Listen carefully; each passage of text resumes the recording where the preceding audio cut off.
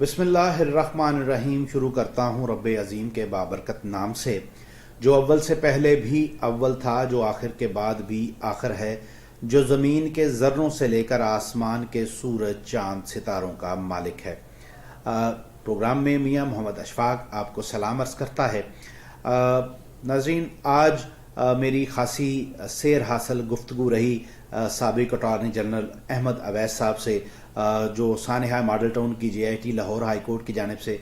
بند کی گئی ہے. اس جے آئی ٹی کو بند کرنے اور ان کے خلاف جو توہین عدالت کا جو ہے وہ نوٹس دیا گیا ہے، اس کے درمیان کیا کیا گفتگو رہی، اور جناب احمد اویس صاحب کیا حکمت عملی رکھتے ہیں، کیا آئندہ آنے والے وقت میں جو ہے وہ اپنی اسٹریٹجی ترتیب دیں گے، اس پر بھی تفصیلی گفتگو کریں گے. لیکن جو توہین عدالت کا نوٹس دیا گیا ہے، جو لوگ جناب سابق اٹارنی جنرل احمد اویس صاحب سے مل چکے ہیں یا جو ان کو جانتے ہیں، وہ اس میری بات سے اتفاق کریں گے کہ وہ انتہائی حلیم طبیعت کی شخصیت ہیں. کسی کے ساتھ جھگڑا کرنا یا تلخ بات کرنا یا تلخ لہجے میں بات کرنا ان کے مزاج کا بالکل حصہ نہیں ہے. لیکن جو آرڈر ان کے خلاف توہین عدالت کا لکھا گیا ہے، اس میں یہ کہا گیا ہے کہ وہ عدالت پر حملہ آور ہوئے. وہ حملہ آور ہوئے یا نہیں ہوئے، اس کی ساری تفصیل انشاءاللہ آپ سے شیئر کریں گے. لیکن اس سے پہلے حضرت علی کرم اللہ وجہہ کا ایک قول آپ کی گوش گزار کرنا چاہتا ہوں. حضرت علی کرم اللہ وجہہ کا فرمان ہے کہ دنیا میں کفر کا نظام تو چل سکتا ہے، لیکن ظلم کا نظام نہیں چل سکتا. تو کیا اس ملک میں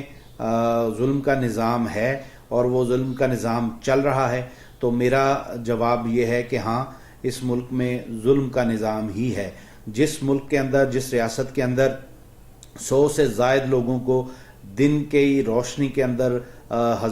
سینکڑوں کیمروں کی موجودگی میں گولیاں مار کر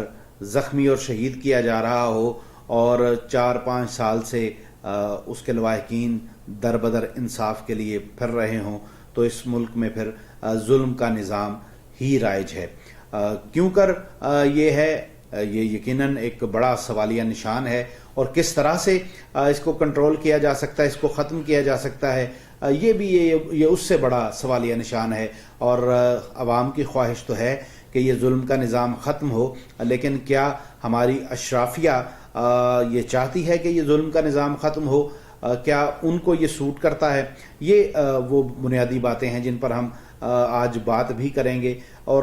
انتہائی افسوسناک بات ہے، جس طرح میں نے شروع میں بات کی کہ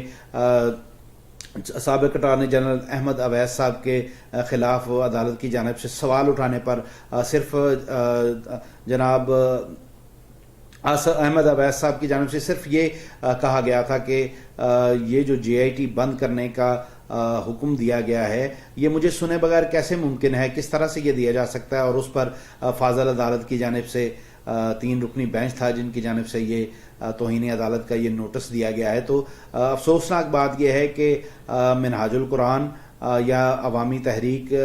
دونوں کی سیاسی اور ان کی جو مذہبی ونگ ہے، دونوں کی جانب سے بھی اس طرح کی پذیرائی دیکھنے میں نہیں آئی جناب جنرل سابق اٹارنی جنرل احمد اویس صاحب کے لیے. ان کے لیے آواز اٹھانے کی جو نہ کسی سیاسی جماعت کی طرف سے اس طرح سے رد عمل آیا ہے، اور نہ ہی کسی بھی خاص طور پہ جو منہاج القرآن کی جو تنظیم ہے ان کی جانب سے بھی کوئی خاص جو ہے معقول رد عمل سامنے نہیں آیا. تو یہ انتہائی افسوسناک ہے. سوشل میڈیا پر دیکھنے میں آ رہا ہے کہ عوام ان کے ساتھ ہے، ان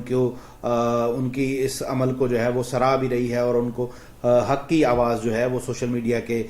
جو افراد ہیں وہ یہ سمجھتے ہیں کہ سابق اٹارنی جنرل جناب احمد اویس صاحب نے یہ حق کی آواز بلند کی ہے. تو آج میری ان کے ساتھ اس کیس کے حوالے سے خاصی تفصیلاً گفتگو ہوئی. اس کے کچھ مدرجات آپ کی گوش گزار کرنا چاہتا ہوں. پہلی بات تو یہ ہے کہ سابق اٹارنی جنرل کی جانب سے یہ کہا گیا کہ چیف سیکرٹری اور وزیر اعلیٰ پر مجھے ہٹانے کے لیے دباؤ ڈالا گیا ہے جناب فاضل عدالت کی جانب سے، بینچ کی جانب سے. تو یہ قانونی طور پر کسی طور پر جو ہے وہ درست عمل نہیں ہے، یہ قانون ان کو اجازت نہیں دیتا. لاہور ہائی کورٹ کی میں کسی ایک مثال میں بھی ایسا نہیں ہے کہ لاہور ہائی کورٹ کی جانب سے کسی بھی کیس میں کسی بھی وجوہات کی بنیاد پر اٹارنی جنرل کو ہٹانے کے لیے دباؤ ڈالا گیا ہو. حالانکہ میں اس سے پہلے ہی مستعفی ہو چکا ہوں، لیکن اس کے باوجود جو فاضل بینچ ہے اس کی جانب سے مجھے ہٹانے کے لیے جو ہے وہ چیف سیکرٹری اور وزیر اعلیٰ پنجاب پر دباؤ ڈالا جاتا رہا. تو یہ پہلی بات تھی جو ان کی جانب سے یہ کی گئی. اس کے بعد ان کا یہ کہنا تھا کہ میں 5 گھنٹے تک مسلسل عدالت کے اندر انتظار کرتا رہا. کبھی ایک جج کی جانب سے کہا جاتا رہا آپ تھوڑا ویٹ کریں، کبھی دوسرے کی جانب سے مسلسل مجھے 5 گھنٹے جو ہے وہ انتظار کروایا گیا. لیکن بعد ازاں جب مجھے فیصلہ لکھا گیا تو مجھے یہ کہہ دیا گیا کہ میں عدالت پر جو ہے وہ حملہ آور ہوا ہوں. تو میں نے ان سے کہا کہ یہ فاضل ججز سے یہ کہا کہ یہ آپ کا عمل کیا یہ درست ہے؟ تو آپ یہ غلط بیانی کر رہے ہیں کہ میں نے عدالت پر حملہ کیا ہے. تو ان کا یہ کہنا تھا کہ معزز ججز کے جو ہے وہ کوئی اس کا جواب ان کے پاس موجود نہیں تھا. ان کا یہ کہنا ہے کہ جو عدالتیں ہیں جو ان میں بیٹھے ہوئے ججز ہیں انہوں نے قانون کی عملداری کا حلف لیا ہوتا ہے، اور اس لیے ان پر لازم ہے کہ وہ سچ بولیں. اگر وہ سچ نہیں بولیں گے تو جو جج سچ نہ بولے اس جج کو جو ہے وہ جج کہلانے کا جو ہے وہ کوئی حق حاصل نہیں ہے. اس کے علاوہ ان کا یہ کہنا ہے کہ یہ 100 سے زائد افراد تھے جن کو گولیاں ماری گئیں، اور یہ بینچ ہم نے نہیں بنایا، سپریم کورٹ کے حکم کے بعد یہ بنا تھا. اس کی تھوڑی سی تفصیل میں آپ کو یہ بتا دوں کہ ماڈل ٹاؤن کے جو شہداء تھے 14 شہداء، ان میں سے ایک خاتون کی بچی مصباح نے سپریم کورٹ کے سامنے جو جا کر احتجاج کیا تھا، جس پر اس وقت کے سابق چیف جسٹس ثاقب نثار صاحب نے آج خود نوٹس لے کے اس کو جو ہے وہ کیس کو خود اپنے کنٹرول میں کیا تھا. اس پر ڈاکٹر طاہر القادری کی جانب سے ایک بیان اس پر جو ہے وہ مسلسل دلائل دیے گئے تھے. ان دلائل کے بعد اس وقت کے 5 رکنی بینچ نے، جس میں آج کے چیف جسٹس آصف سعید کھوسہ اور سابق چیف جسٹس ثاقب نثار دونوں موجود تھے. ان 5 رکنی جو ججز تھے ان کے بینچ نے جب اٹارنی جنرل پنجاب کو بلوایا، ان سے پوچھا کہ آپ اس حوالے سے جو ماڈل ٹاؤن کے لواحقین ہیں، سانحہ ماڈل ٹاؤن کے لواحقین، وہ چاہتے ہیں کہ اس پر JIT بنائی جائے، تو پنجاب حکومت اس پر کیا کہتی ہے؟ تو ان کا یہ کہنا تھا کہ میں نے سپریم کورٹ کو یہ کہا کہ پنجاب حکومت کو قطعی کوئی اعتراض نہیں ہے اگر وہ JIT بنائے. تو جب سپریم کورٹ کے حکم پر ایک JIT بنتی ہے، اس کے بعد جب جو وہ JIT اپنے ورکنگ مکمل کر لیتی ہے، جناب نواز شریف اور شہباز شریف اور رانا ثناء اللہ کے بیانات ریکارڈ ہو چکے تھے، اور اب یہ امید بن چکی تھی کہ جلد ہی JIT اپنے جو ہے وہ فائنل فائنڈنگ جو ہے وہ دے دے گی. اور وہ اس میں ظاہری طور پہ نظر ہی آ رہا تھا کہ یہ JIT نواز شریف، شہباز شریف اور رانا ثناء اللہ کے خلاف فیصلہ دینے جا رہی ہے، جو ہے وہ اپنی تحقیقات کے متعلق بتانے جا رہی ہے. تو اس کو روکنے کے لیے جناب چیف جسٹس ہائی کورٹ سردار شمیم صاحب کی جانب سے راتوں رات یہ بینچ بنایا گیا، اور اس میں 3 ججز تھے جن میں جسٹس قاسم اور جسٹس شہزاد ملک اور جسٹس عالیہ نیلم تھی. یہ عالیہ نیلم، جسٹس عالیہ نیلم وہی جج صاحبہ ہیں جنہوں نے حنیف عباسی کو جو ہے وہ کیس کو جو ہے وہ کیس میں حنیف عباسی کے حق میں فیصلہ دیتے ہوئے سزا جو ہے وہ معطل کی ہے. تو جناب اٹارنی جنرل، سابق اٹارنی جنرل احمد اویس صاحب کا یہ کہنا ہے کہ یہ ججز صرف اور صرف نواز شریف کو جو ہے وہ سپورٹ کرنے کے لیے، ان کو فائدہ دینے کے لیے اپنے فیصلے دے رہے ہیں، اور یہ قانون سے ہٹ کر یہ تمام اقدامات کیے جا رہے ہیں. اس میں ان کا یہ کہنا ہے کہ لاہور ہائی کورٹ بار اور لاہور بار کے تمام وکلاء ان کے ساتھ ہیں. ان کی جانب سے یہ مسلسل جو ہے وہ اس پر رد عمل ظاہر کرنے کے لیے جو ہے وہ ان کو انسسٹ کیا جا رہا ہے. لیکن ان کا یہ کہنا ہے کہ میں نے حکمت عملی کے تحت جو ہے ان کو روکا ہوا ہے، اور یہی حکمت عملی بنیادی طور پہ یہ ہے کہ یہ ایک سازش تھی جس کے تحت پنجاب حکومت اور عدلیہ کو جو ہے وہ آمنے سامنے لایا جائے. تو اس سازش کو روکنے کے لیے میں نے پہلے استعفیٰ دیا اور وکلاء کو جو ہے اس پر رد عمل دینے کے لیے جو ہے روکا ہے. ان کا یہ کہنا ہے کہ کل لاہور بار کی جانب سے ان کو بلوایا گیا ہے، اور اس پر وہاں پر کل جو ہے وہ متوقع ہے کہ وہ آئندہ آنے والے جو ان کا اقدامات ہیں اس کا لائے عمل دیں گے. اور اس میں توقع یہ کی جا رہی ہے کہ جو متعلقہ بینچ ہے جس میں جسٹس قاسم، جسٹس شہزاد ملک، جسٹس عالیہ نیلم 3 ججز تھے، جن میں سے جسٹس شہزاد ملک اور جسٹس عالیہ نیلم 2 نے کہا تھا کہ یہ بینچ بند ہو جانا چاہیے، جبکہ جسٹس قاسم نے کہا کہ یہ بینچ جے آئی ٹی بند ہو جانی چاہیے، جبکہ جسٹس قاسم نے کہا تھا کہ نہیں، یہ جے آئی ٹی کو کام کرنے دینا چاہیے. تو چونکہ اکثریت تھی، اکثریت میں جسٹس شہزاد ملک اور جسٹس عالیہ نیلم دونوں نے اس پر متفق تھے کہ جے آئی ٹی بند کر دی جائے، تو یہ جے آئی ٹی بند ہو گئی. تو دونوں کے متعلق یہ بتایا جاتا ہے کہ دونوں مسلم لیگ نواز کے انتہائی قریب رہ چکے ہیں، اور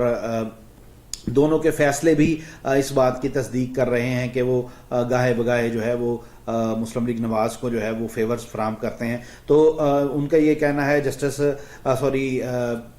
سابق اٹارنی جنرل اویس احمد اویس کا کہ ہم امید ہے کہ سپریم جوڈیشل کونسل میں اس بینچ کے خلاف جائیں گے، اور اس بینچ کے جو جتنے بھی قانون سے ہٹ کے جو فیصلے کیے جا رہے ہیں ان پر اپنی آواز بلند کریں گے. لیکن اٹارنی جنرل احمد اویس تو یقیناً یہ سارا کچھ کریں گے، لیکن سوچنے اور دیکھنے اور غور کرنے کی بات یہ ہے کہ وہ جماعت جس کا یہ بنیادی مسئلہ تھا منہاج القرآن، وہ کس چیز کا ویٹ کر رہی ہے، اس کی جانب سے اس طرح کا رد عمل کیوں سامنے نہیں آیا. اس سے بڑھ کر یہ کسی ایک جماعت کا مسئلہ نہیں ہے، یہ انسانی بنیادوں کا پر بھی اس پر آواز بلند کرنے کی ضرورت ہے کہ کس طرح سے